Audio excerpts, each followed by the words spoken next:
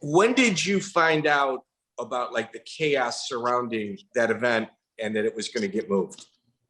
Yeah, Friday night, I was just so excited, man. I knew the importance of being the first UFC champion, but I did know the lawsuits they were fighting. Bob Meyrowitz, God bless him, man. This guy spent a lot of money. He should get a lot more credit for where this sport's at, because this guy fought his ass off to keep the sport alive. And we knew there was problems. We're in New York. I want that belt, man. That's when I won them first two tournaments, but I felt like if I win this fight, my dream will become true, that I will be the baddest man on the planet and I will have been a world champion, and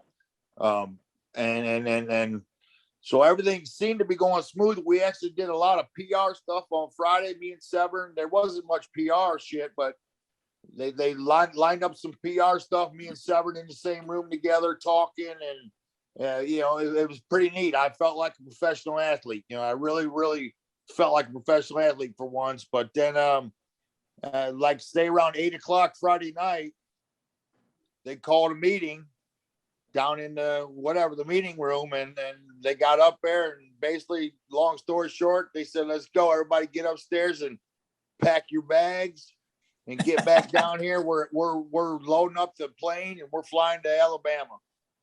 And I just wanted to make sure that I would have fought Dan Severn in the fucking streets. You know what I mean? Let's just go outside and let's just handle this on the streets real quick, Dan. Film this shit, and I want that belt. Because I totally knew I was going to beat Dan Severn's ass. He didn't have nothing for me, and in no ways, shape, or form. And by this time, I had 3 months. I had 6-7 months of training in, and I don't think anybody could have beat me that night. But so we went up, packed the bags. We go to the airport, and sure enough, they rented 2 super jets, man, 2 huge jets, and everybody's throwing it on. Everybody's throwing their luggage on. They're loading people up. I got special treatment this time because I was the champ. They let me on the plane first, and I didn't sit first class. Now I think about it, they didn't put me in first class, but I was in the front row all by myself. And young Vitor Belfort was one of the fighters too.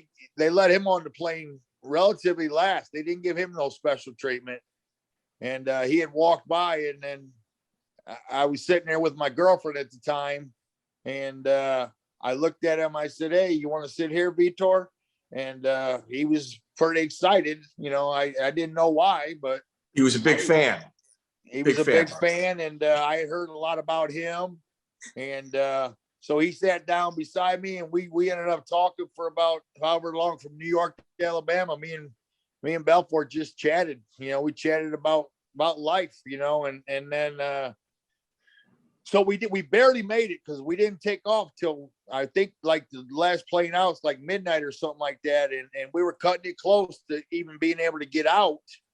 But we got up in the air, we got off just in enough time. And then when we tried to land in Alabama, they realized that the planes were too big for that airport that they were going to land us in. So we had to land like 30, 40 miles away or 50 miles away from where we were at. And then we had to drive another hour and a half or an hour to get to the hotels. Got to bed around 5 a.m. or whatever. Oh. And no, man, I wasn't complaining at all. I just had my fingers crossed that they were going to be able to pull this off. You don't sleep before a fight anyways too very well. So it was all good. I just was so glad thankful Alabama let us in there, and those fans were great.